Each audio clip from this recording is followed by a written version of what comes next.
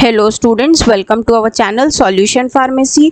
तो जैसा आप जानते हैं हम लोग मेडिसिनल केमिस्ट्री का यूनिट 2 कर रहे हैं। आइए अगला टॉपिक करते हैं। हमारा अगला टॉपिक है एंटी मलेरियल्स। तो एंटी मलेरियल्स एक ऐसे एजेंट्स होते हैं या फिर ऐसे ड्रग्स होते हैं जिनको हम यूज़ करते हैं मलेरिया के ट्रीटमेंट या प्रोफाइलेक्सिस के लिए। किसके? मलेरिया के, है ना। एंटी मलेरियल अपन को नाम से ही समझ में आ रहा है कि मलेरिया के लिए यूज़ किया जाएगा।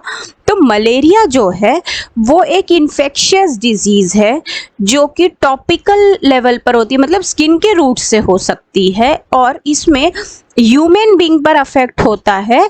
और इसका कॉजिंग एजेंट कौन होता है, किसकी वजह से ये स्प्रेड होता है, तो वो होते हैं मॉस्किटोज। तो मलेरिया जो है वो ट्रांसमिट होते हैं एक इन्फेक्टेड फीमेल एनोफ्लीज से, जो कि पैरासाइट बनाती है अपने सलाइवा में। कहाँ पर? ह्यूमन बीइंग के ब्लड के। ये इन्फेक्शन जो है वो एक इन्फेक्टेड ब्लड के कांटेक्ट में आने से दूसरे बंदे को, दूसरे ह्यूमन बीइंग तक पहुंचता है। तो मलेरिया कॉज करने के लिए 4 स्पीशीज होते हैं प्लाज्मोडियम के, जिनका नाम है Plasmodium falciparum, Plasmodium malariae, Plasmodium ओवले and Plasmodium vivax. और अगर हम इसके सिम्टम्स की बात करें, fever, vomiting, fatigue and headache. और जिस दिन मॉस्किटो ने बाइट किया है उस दिन से 10 से 15 दिन लगते हैं इसके सिम्टम्स को विजिबल होने के लिए। और सबसे ज़्यादा डेंजरस जो स्पीशी है वो है Plasmodium falciparum. Malaria spread out होता है। इसमें क्या होता है कि जो स्पीशी है वो काट देता है और ह्यूमन बीइंग का ब्लड जो है वो इन्फेक्टेड हो जाता है। इन्फेक्टेड होने के बाद स्टिकी हो जाता है और चिपचिपा हो जाता है और लम्स जैसे बना लेता है कैपिलरी के अंदर। यही फिर बॉडी के ऑर्गन्स में इकट्ठा हो जाता है और इससे माइक्रो सर्कुलेटरी अरेस्ट कॉज हो जाता है। ये रिस्क जो है वो कैसे दूर किया जा सकता है, कैसे प्रिवेंट किया जा सकता है, तो मॉस्किटो की बाइटिंग से वो प्रिवेंट किया जा सकता है। इसके लिए हम लोग मॉस्किटो नेट्स का यूज़ कर सकते हैं, रिपेलेंस, मॉस्किटो रिपेलेंस का यूज़ कर सकते हैं, इंसेक्टिसाइड्स स्प्रे कर सकते हैं, क्लीनिंग और ड्रेनिंग कर सकते हैं। स्टैंडिंग वाटर का मतलब कहीं पर भी वाटर को स्टैग्नेंट ना होने दे, उसको जमाव ना होने दे, सो दैट मॉस्किटोज ब्रीड ना कर पाए। ईटियोलॉजी क्या होता है, तो ईटियोलॉजी मतलब कॉज ऑफ मलेरिया। ईटियोलॉजी आप वर्ड जानते होंगे, कॉज के लिए यूज होता है। तो कॉज क्या है? मलेरिया को जो कॉजेटिव एजेंट है दैट इज प्रोटोजोअन पैरासाइट और इसका जीन होता है प्लाज्मोडियम। 80% से ज़्यादा जो मलेरिया है वो प्लाज्मोडियम फैल्सीपेरम और वाइवेक्स के द्वारा फीमेल एनोफ्लीज है वो वेक्टर की तरह काम करती है ह्यूमन बीइंग के अंदर मलेरिया इंट्रोड्यूस कराने के लिए। देखिए, मलेरिया की जो ट्रांसमिशन साइकिल है यानी कि स्प्रेडिंग की जो साइकिल है वो कहाँ कहाँ इन्वॉल्व होती है, तो उसमें फर्स्ट होता है अनइन्फेक्टेड मॉस्किटो। ठीक है, तो पहला एक नॉर्मल मच्छर है जिसको इन्फेक्शन नहीं है। ये अनइन्फेक्टेड मॉस्किटो जो है ये किसी ऐसे पर्सन को काट लेता है जिसको मलेरिया हो रखा है। अब ट्रांसमिशन ऑफ पैरासाइट, अभी ये मलेरियन पर्सन को काट लिया मॉस्किटो, अब इन्फेक्टेड मॉस्किटो जो है वो किसी हेल्दी इंडिविजुअल को, हेल्दी पर्सन को काट लेगा और इन्फेक्टेड मॉस्किटो का पैरासाइट जो है वो दूसरे तक पहुंच जाएगा। फिर लीवर होगा कि ये जो पैरासाइट है ये लीवर में पहुंच के रुका रहेगा, ये डॉर्मेंट होगा, इवन 1 साल तक भी ये डॉर्मेंट हो सकता है। अब इसके बाद आ गई ब्लड स्ट्रीम। यहाँ से क्या होगा कि जो मलेरिया का जो मच्छर था, जो मॉस्किटो था जिसका पैरासाइट लीवर में पड़ा हुआ था, वो अब लीवर से बाहर निकल जाएगा और आरबीसी को इन्फेक्ट करेगा। अब मलेरिया जो है वो सिम्टोमेटिक हो जाएगा, मलेरिया अब दिखाई पड़ने लगेगा, जो सिम्टम्स हैं वो नोटिसेबल हो जाएंगे। नेक्स्ट है स्प्रेडिंग। अब मलेरिया फैलेगा कैसे, तो यहाँ पर अगेन फिर से दूसरा जो पर्सन इन्फेक्टेड हुआ है, नया मच्छर, उसको बाइट करेगा और फिर वो फिर एक हेल्दी इंडिविजुअल को करेगा और फिर उस हिसाब से ट्रांसमिशन एक इंडिविजुअल से दूसरे इंडिविजुअल में स्प्रेड आउट होता चला जाएगा। तो मलेरिया जो है वो आपका एक प्रेग्नेंट लेडी से उसके अनबॉर्न चाइल्ड को फैल सकता है, ब्लड ट्रांसफ्यूजन से फैल सकता है, ब्लड ट्रांसफ्यूजन की निडल शेयर करने से भी फैल सकता है। तो डिफरेंट स्टेजेस क्या है मलेरिया की रिप्रोडक्टिव साइकिल के? तो आपका स्टेज 1 होता है, यहाँ पर कोई भी ड्रग इफेक्टिव नहीं होता।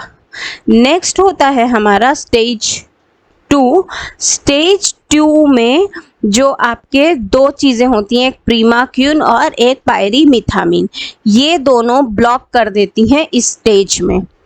थर्ड हो सकता है आपका स्टेज 3 जो होता है, यहाँ पर हो सकता है प्रीमाक्यून। यहाँ पर क्या होगा, आपको फीवर देखने को मिलेगा। फीवर को प्रिवेंट करने का काम प्रीमाक्यून कर सकता है। इसके बाद नेक्स्ट है हमारा स्टेज 4 में जो ड्रग्स यूज होती हैं वो हैं क्लोरोक्विन, एमोडोक्विन, सेंटोक्यून और प्रोग्यूनाइल। फिर आ गया हमारा स्टेज 5। यहाँ पर जो यूज होता है दैट इज प्रीमाक्यून। बस प्रीमाक्यून के अलावा और कोई ड्रग इंपॉर्टेंट नहीं होती। तो अगर हम पैरासाइट की लाइफ साइकिल को देखें, यानी इसकी लाइफ साइकिल को देखें, तो इसमें 2 इंपॉर्टेंट फेजेस होते हैं। पहला होता है एसेक्सुअल और दूसरा सेक्सुअल। एसेक्सुअल के अंदर क्या होता है कि ये इन्फेक्टेड होस्ट में होता है और सेक्सुअल जो है वो मॉस्क्यूटो में होता है। फिर इसके बाद अगर हम इसकी बात करें तो इसके लाइफ साइकिल को समझने की अगर हम बात करें तो जैसे ही इंसेक्ट काटता है, बाइट करता है, पैरासाइट इमीडिएटली फॉर्म होने लगता है। इसके बाद ये पैरासाइट जो है ये ब्लड में सर्कुलेट हो जाता है और पर्टिकुलर हिपेटोसाइट में ये जाकर के रह जाता है, लोकलाइज हो जाता है। यहाँ पर ये मल्टीप्लाई होगा और डेवलप हो जाएगा। इसके बाद में प्राइमरी एसिम्प्टोमेटिक टिश्यूज जो होते हैं वो इस स्टेज में रहते हैं और इनका जो लाइफ साइकिल है वो 15 डेज का होता है। इसके बाद में ये टिश्यूज रप्चर हो जाते हैं, टूट जाते हैं और साइजेंट्स को बाहर निकाल देते हैं। यहाँ पर ये एक बार में बहुत ढेर सारे थाउजेंड्स ऑफ मेटेरोजाइट्स को रिलीज कर देते हैं। तो जैसे ही मेटेरोजाइट्स रिलीज होते हैं वो इरिथ्रोसाइट से जुड़ने की कोशिश करने लगते हैं। उनको कुछ फूड जैसा चाहिए तो उसके लिए वो इरिथ्रोसाइट्स को पकड़ लेते हैं, तो इरिथ्रोसाइट्स पर वो रिलीज होना शुरू हो जाते हैं। जैसे ही इरिथ्रोसाइट्स पर रिलीज होते हैं गेमेटोफाइट्स बन जाते हैं और ये गेमेटोफाइट्स जो हैं इसको फीमेल मॉस्किटो इंजेस्ट कर लेता है, मतलब खा जाता है। और जैसे ही ये फीमेल मॉस्किटो इसको खाता है इमीडिएटली ह्यूमन ब्लड जो है वो इन्फेक्ट हो जाता है। इसी प्रकार से जो एक्स्ट्रा फ्लैजिलेशन है वो मेल गेमेटोसाइट्स को गेमेटोजेनेसिस के तरफ ले जाता है और यहाँ पर फीमेल गेमेटोसाइट्स के साथ वो फर्टिलाइज हो जाता है। इससे जो रिजल्टिंग जाइगोट है वो अपना oocyte डेवलप कर लेता है और इससे इन्फेक्शियस स्पोरोजाइट बन जाता है और ये सलाइवरी ग्लैंड्स ऑफ मॉस्किटोज में पहुंच जाता है। अब जैसे ही ये salivary glands of mosquito human blood के कांटेक्ट में आता है तो ह्यूमन ब्लड में ये मिक्स हो जाता है और ह्यूमन बीइंग को मलेरिया स्प्रेड आउट होने लग जाता है। देखिए ये प्लाज्मोडियम की लाइफ साइकिल है, इसको अगर हम थोड़ा अलग से समझें तो यहाँ पर आप देखिए ये हिपेटिक सेल है। ये देखिए आप यहाँ पर एक पोर्शन है साइकिलिन ह्यूमन और एक और पोर्शन है साइकिलिन मॉस्क्यूटो। तो किस प्रकार से ये दोनों एक दूसरे से जुड़े होते हैं, है ना। तो सबसे पहली बात है, जैसे मान लीजिए यहाँ पर आपकी स्किन है, ये पोर्शन स्किन है, तो एक मॉस्किटो स्किन को पेनिट्रेट करके क्रॉस करके गया, है ना। अब ये हमारी बॉडी के ह्यूमन बीइंग की बॉडी के हिपेटिक सेल से जुड़ा। इसके बाद ये हिपेटिक सेल में जाके डोरमेंट स्टेज में पड़ा हुआ था। थोड़े देर बाद कुछ समय बाद ये लीवर के अंदर मैच्योर हो गया और उस पर्टिकुलर साइजेंट को फोड़ करके ये बाहर आ गया। अब ये देखिए ये जो स्पॉट्स दिख रहे हैं आपको, दे आर नोन एज मेटेरोजाइट्स। ये मेटेरोजाइट्स जो हैं वो इरिथ्रोसाइट से जुड़े। इरिथ्रोसाइट ने अपना पूरा प्रोसेस किया और वापस से ये फूट के अलग हो गए और बहुत सारे इरिथ्रोसाइट्स को ये अफेक्ट कर दिए। जैसे ही बहुत सारे एरिथ्रोसाइट्स को इफेक्ट किए, अगेन ये फिर से हमारी बॉडी में डिसॉल्व हो गया और स्किन को पेनिट्रेट करके इन्फेक्शन कॉज कर दिया। नया मॉस्किटो बन के रेडी हो गया। ये जो फूड के बाहर निकले इससे नया मॉस्किटो बन गया। अब ये जो नया मॉस्किटो है ये अगेन माइक्रोगेमेट्स को प्रोड्यूस करेगा। ये माइक्रोगेमेट्स जो हैं वो फर्टिलाइज होंगे और जाइगोट बन जाएंगे।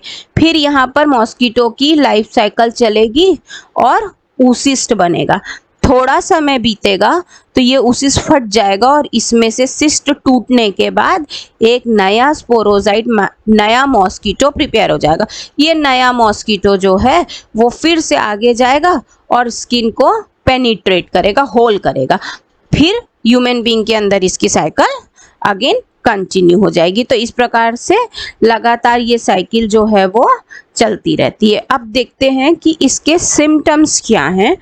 तो इसके सिम्टम्स में है फ्लू, हाई फीवर, फैटिग मतलब थकान, फिर बॉडी एक, हॉट एंड कोल्ड ठंडा लगेगा गर्म लगेगा, कभी भी ठंड लगेगी कभी भी गर्म लगेगी, फिर headache, nausea, vomiting, sweating, chills, ऐसी वाली ठंड लगती है, और फिर वीकनेस। इसके बाद इसका प्रिवेंशन जो है वो क्या है? सबसे पहला जितनी जल्दी डायग्नोसिस हो जाए, early diagnosis. Then maintenance of drainage system, पानी को स्टैग्नेंट होने नहीं देना है। डीडीटी या केरोसिन का यूज करना है स्टैग्नेंट वाटर पे या जहाँ पर भी ड्रेनेज सिस्टम है उसमें, सो दैट मॉस्किटोज को डिस्ट्रॉय किया जा सके। और मॉस्किटो नेट्स एंड रेपेलेंट्स को यूज करना है सो दैट मॉस्किटो की बाइटिंग को हम प्रिवेंट कर सके। इसका ट्रीटमेंट मेजर क्या है? तो इसका ट्रीटमेंट मेजर है anti malarial drugs like quinine and chloroquine, ये दोनों हम लोग यूज करते हैं। नेक्स्ट है हमारा हिस्टोरिकल डिटेल्स के अंदर आता है जो चाइनीज सिस्टम है, वहाँ पर सबसे पहले डाइकोरा फेब्रिफ्यूगा की जो रूट्स हैं उनको यूज किया गया था एंटी मलेरियल ड्रग्स की तरह। तो अराउंड 2000 ईयर्स पहले एंटी मलेरियल ड्रग के लिए ड्रग क्यूनोना यूज किया जाता था। फिर साउथ अमेरिका में सिनकोना प्लांट की जो बार्क है यानी कि जो उसकी छाल है उसका इस्तेमाल किया जाता था मलेरियल फीवर के लिए। फिर क्यूनिन का यूज किया जाने लगा एज एन एंटीपायरेटिक एजेंट, ये भी आपका यूजफुल निकला मलेरिया के लिए। देन इन सब से डाटा लेके एक ड्रग सिंथेसाइज की गई क्लोरोक्वीन। ये क्लोरोक्वीन जो है ये ड्रग सबसे ज़्यादा इफेक्टिव और एक्सेप्टेबल ड्रग निकली as an anti malarial agent.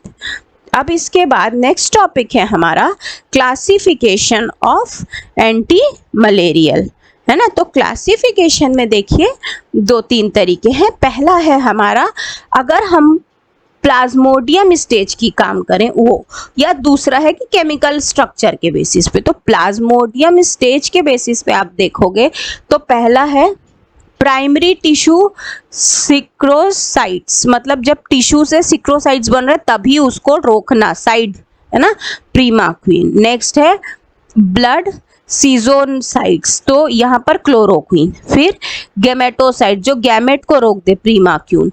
फिर है स्पोरोन्टिसाइट्स तो क्लोरोग्यूनाइड। फिर सेकेंडरी टिश्यू जो है दैट इज प्रीमाक्यून। केमिकल स्ट्रक्चर के बेसिस पे जाएं तो हमारा फर्स्ट है सिनकोना एल्कोलॉइड जैसे क्यूनिन, 7 क्लोरो 4 अमीनो क्यूनोलिन, इसका एग्जाम्पल हो गया क्लोरोक्वीन। नेक्स्ट 8 अमीनो क्यूनोलिन, इसका एग्जाम्पल हो गया प्रीमाक्वीन। 9 अमीनो एक्रिडीन डेरिवेटिव क्यूनरासीन। एंटीफोलेट अंदर फिर सब डिवीजन है बाइगुनाइड्स एंड डाई अमीनो पायरिमिडीन। बाइगुनाइड मतलब प्रोग्नेनॉल और फिर प्रीमिथामीन। सल्फोनामाइड्स में सल्फॉक्सीडीन। फेनेंथ्रीन मिथेनॉल डेरिवेटिव में हेलोफेंट्रीन और मिसलेनियस में मेफ्लोक्यून। तो ये था स्टूडेंट्स आपका बेसिक इंट्रोडक्शन और क्लासिफिकेशन एंटी मलेरियल ड्रग्स के लिए। आई होप आपको ये कंटेंट समझ में आया होगा। अगर आपको ये नोट्स चाहिए हो तो प्लीज़ आप हमारा ऐप सॉल्यूशन फार्मेसी डाउनलोड कीजिए, वहाँ नोट्स अवेलेबल है। Till then thank you so much.